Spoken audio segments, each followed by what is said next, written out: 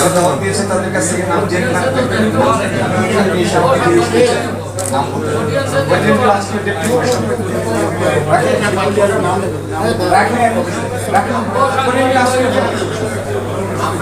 Deputy speaker বিরোধী দল থেকে আমাদের sorry please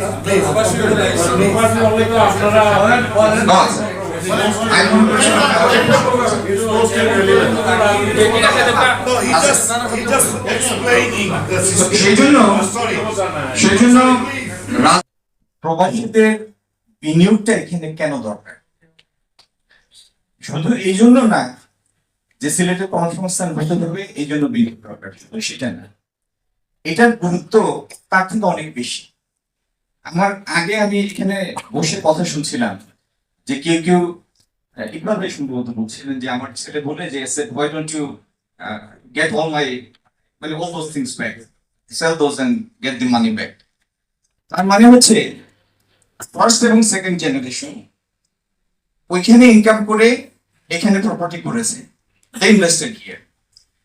third and fourth জেনারেশনের সাথে সেই নারীর সম্পর্কটা ঢিলে হয়ে আসছে। ঢিলা কিসের জন্য? ঢিলা হয়ে আসছে এই জন্য যে এই টেরিটরিটাকে তারা ইনভেস্টেবল লিভেবল মনে করে না, সেই জন্য। এবং এর ফলাফল কি? যদি সম্পত্তি ইনারা নিয়ে চলে যান তাহলে ফিফথ জেনারেশন আর আমাদের সাথে কোনো যোগাযোগ থাকবে না, কোনো পরিচয় থাকবে না।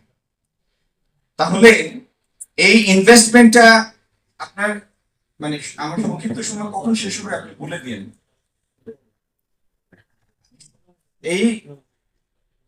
এই নারী সম্পর্কটা যদি অবিচ্ছেদ্য রাখতে হয় তাহলে এই প্রবাসীদের ইনভেস্টমেন্টটা এখানে অ্যাট্রাক্ট করতে হবে। This is much more attractive only FDI. FDI আমার কাজ হবে, আমার বিনিয়োগ হবে, কর্মসংস্থান তৈরি করবে, আমার ইকোনমির যা যা অবজেক্টিভ তা পূরণ হবে। কিন্তু শুধুই এফডিআই এদেরকে ধরে রাখতে পারবে না। সুতরাং উন্নতি ধরে রাখার জন্য এবং এই ডায়াসপোরার সাথে, এটা আমাদের সন্তান, এই ডায়াসপোরার সাথে তার মূল মাটির সম্পর্কে যেন ছিন্ন না হয়ে যায়, সেজন্য ইনাদের জন্য এই মাটিকে ইনভেস্টেবল। এখন ইনভেস্টেবল তো শুধু মুখে বললে হবে না, অর্থনীতি কোনো ডিকটেশন মানে না, অর্থনীতির মতো করে চলবে। তাহলে প্রথমত দরকার আইনের শাসন।